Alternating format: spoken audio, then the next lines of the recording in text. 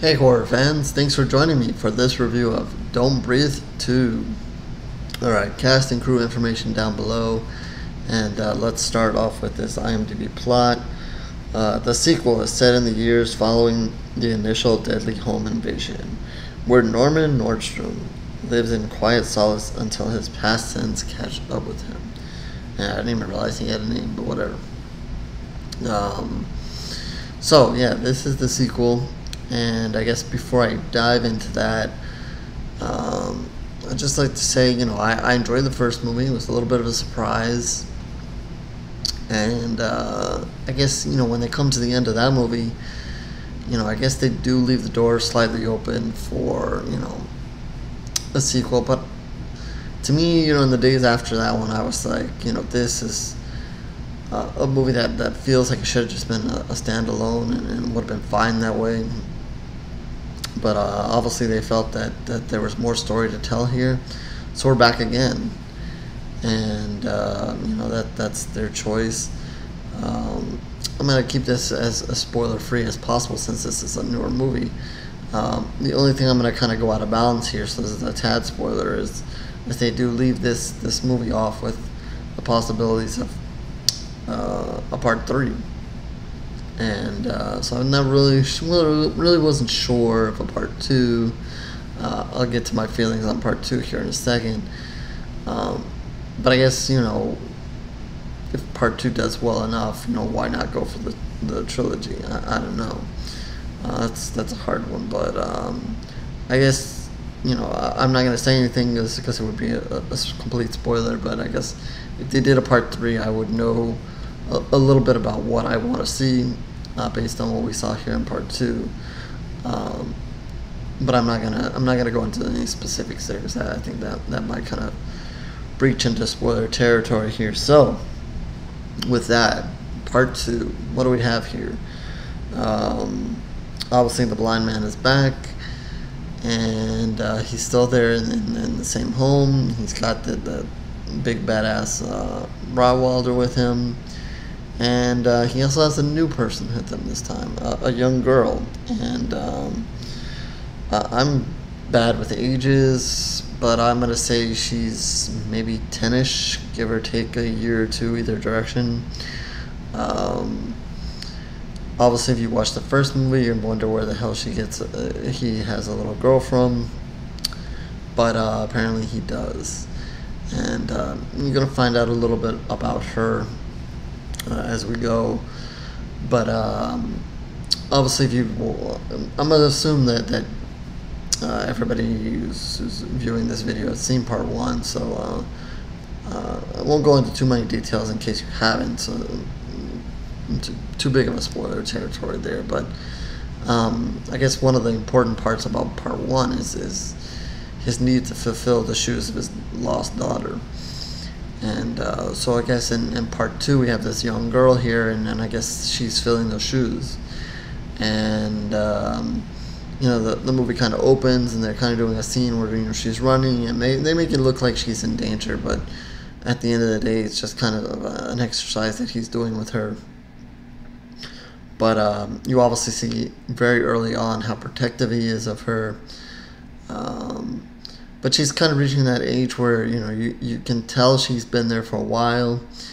And she kind of is getting that itch to kind of go exploring, to kind of see what's out there in the world. You kind of hint that maybe she's had a little taste of that, but not much.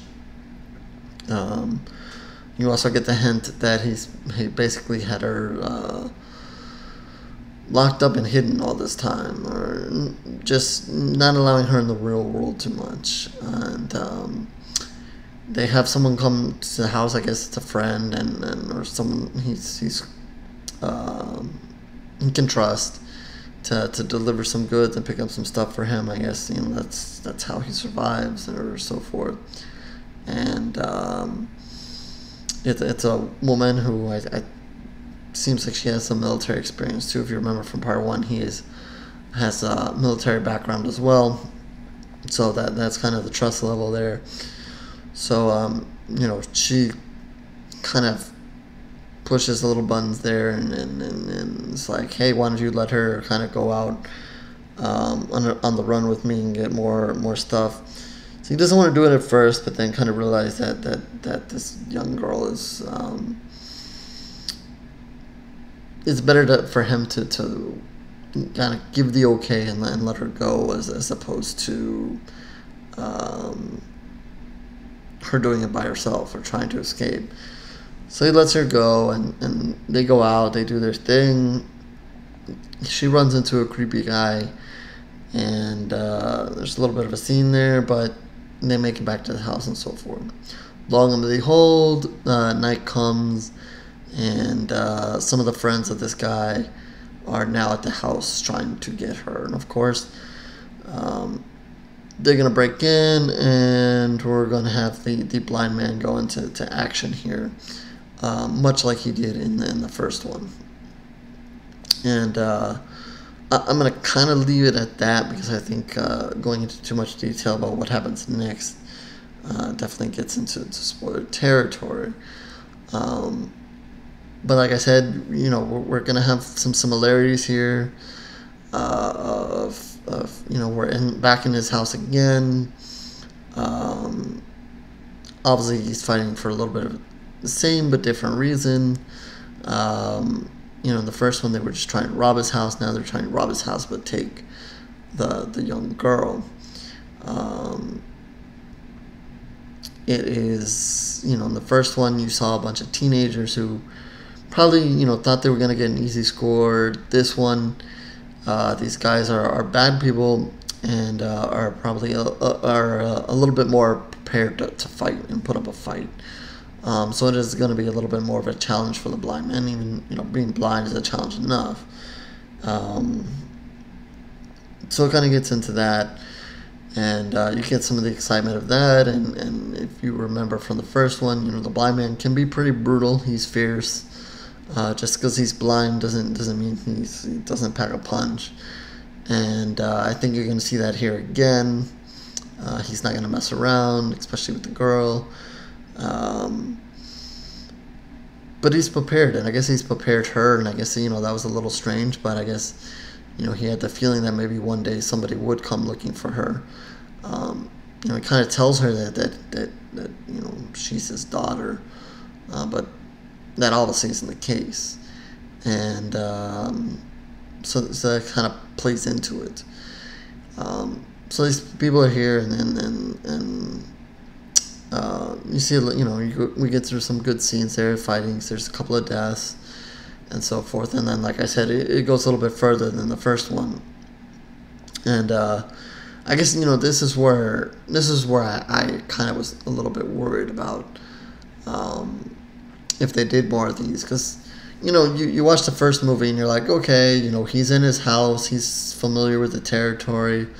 Obviously, he knows, where everything is. He's turning off lights, turning them on. He's got little tricks throughout the house.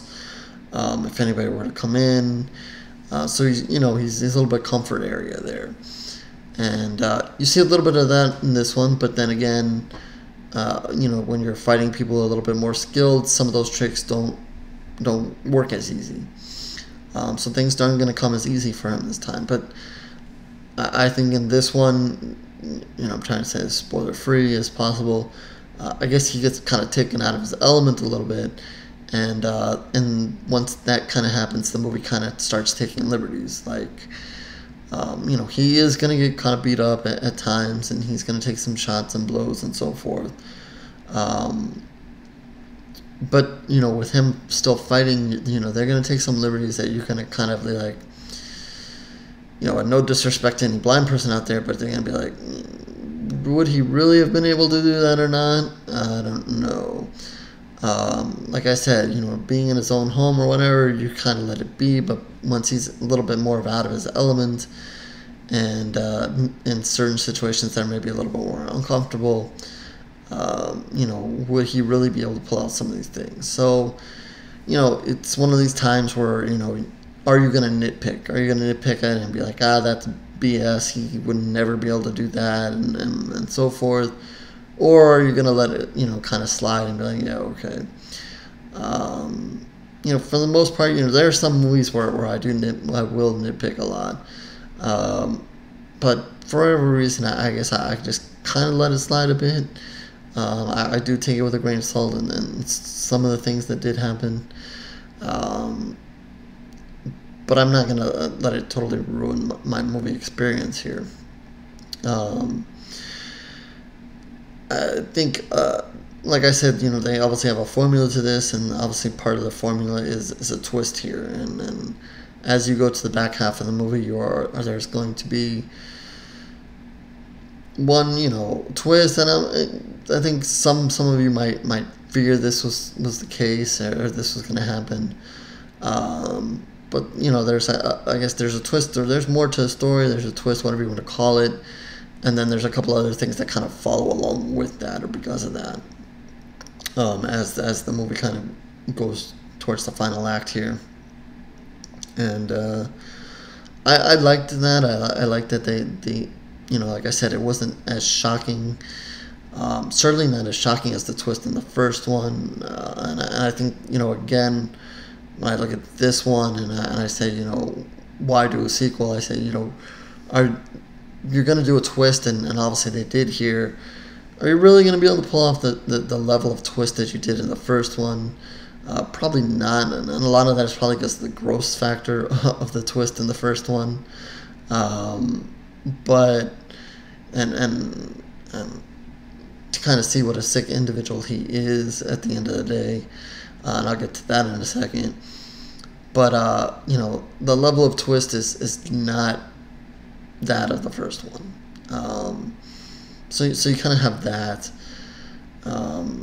to deal with. Not to say that it was bad. Certainly made the story more interesting as it kind of got to the end, and I think the way they left it off was definitely interesting as well. Like I said, I don't want to comment too much on that because that's big time spoilers, but obviously definitely leads to opportunities if they want in the third movie. But what I really find interesting, and kind of looking back at both of these movies is if you'll bear with me here, is the blind man as a character. And I think when you look at a lot of horror movies, you kind of, it's usually plain and simple. These are the good people, these are the bad people. Maybe the good people aren't the best people in the world, but these are basically the good guys in the movie, and you got the bad guys over there. Jason, it's sad that he drowned in the pool in the lake there, and the teens weren't watching like they were supposed to, blah blah. But it's well understood he's the bad guy, and he's gonna come kill everybody else regardless of the teens are good or not. Freddy Krueger, obviously his past, he's obviously the bad guy in these movies. As much as us horror fans love him and love these characters killing people, they're the bad people. Most home invasion movies usually, it's the case of, hey, the people are in their home and they're doing their thing and blah blah, and here come some bad people, and it's pretty clear cut. These are the bad guys, these are the good guys. But I think the interesting they do here and with the blind man is they play it back and forth. I mean, think about it when you're watching the original movie, and let's say you really didn't know anything about that and didn't really watch any of the trailers going into that movie. Here you are, you see a blind man, he's ex-military, and you're ready to feel sorry for him and blah, blah, blah, because, this group of teens have come into the house and they're going to steal his money, and you don't know what he uses his money, is that his life savings, is that, whatever, blah, blah. And then you see, that he can kind of fight back, so, maybe I'm not feeling as sorry for him. And then he's a little bit brutal, and then, okay, maybe I'm not feeling sorry for him as much because he's pretty much kicking some ass here. But still, this is his house, and what are these people doing? So you're kind of going back and forth, and obviously once the twist happens, I think it's pretty clear cut that, okay, never mind, this is the bad dude. Never mind, we're not going to feel sorry for him anymore. But they kind of, toe that middle line there for a while.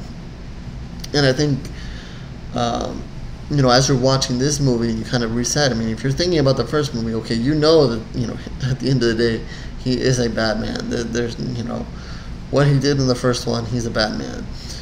But, things are kind of reset as this one starts. He's there, he's got the little girl, he's trying to, you obviously get a clue that maybe he shouldn't have her, but he's trying to do the best for her and blah, blah. So, maybe you're giving him the benefit of the doubt once again. Again, he's a blind man, ex-military, blah, blah. Again, he's trying to just live there with this girl.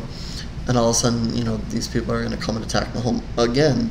And obviously, you're going to be rooting for the girl, which is with him. So, what side are you on? You're on the bad guy side, or you're on the side of the blind guy now who's trying to help this young girl that's trying to be kidnapped.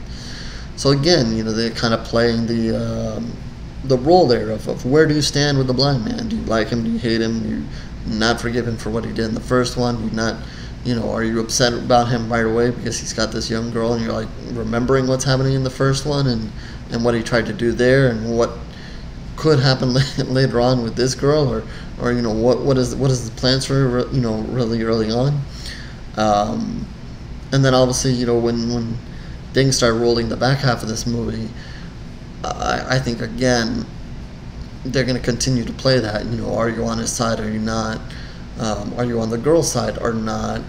And are you on the bad guy's side or not? Who's the real bad guy here? Who's the real good guy here? And I think, again, I said it a couple of times now that this movie kind of has a formula to it, and I think that that's part of the formula here, is to kind of keep the audience thinking about the blind man and where he kind of stands with you, or where you stand with him, which I think is an interesting aspect here, and it makes him an interesting character. And when you kind of roll into that, I think that's kind of maybe why we get a sequel here. And why we may even get a third movie is because they can kind of do that with him. And, that's something that you don't always see. I think, we've seen it here and there, and I think, there are moments in horror where you definitely can feel bad for certain bad guys. I was thinking of one off the top of my head is Pumpkinhead. Obviously turned into this mutant creature or whatever. But the backstory, you kind of feel sorry for how he became that way. Obviously, I don't want to go in the whole Pumpkinhead story here, but when I'm kind of thinking back, that's just one example. But there are a lot of examples of bad people or bad creatures or whatever who are clearly the bad guys in these movies, but you may feel sorry for them. So. But they don't really play the back and forth with you as much, and I think that this movie does. I mean, they did it in the first one, they do it in this one, and I just think that's kind of a interesting character study there, I guess you want to say, for at least this series. And I think at the end of the day, when horror fans go back and look at this, he can be used as an example. To compare in this light with other characters. So with that, I'm saying, well, let's see, I'm kind of curious here. I'm looking at IMDb real quickly. That one had a 6.1. Let's see what people said about for the first one. Okay, so the people basically, according to IMDb, rated them basically a point off. They gave part 1 7.1 and part 2 6.1 as I'm looking at it right now. And I'm going to say that that's fair, and that's about right. I know it's really tough to expect a sequel to be better than the original. I know that there are fans out there that like a lot of sequels and like a certain amount of them over the originals. But I think that this one's going to be a clear case of part 1 is better,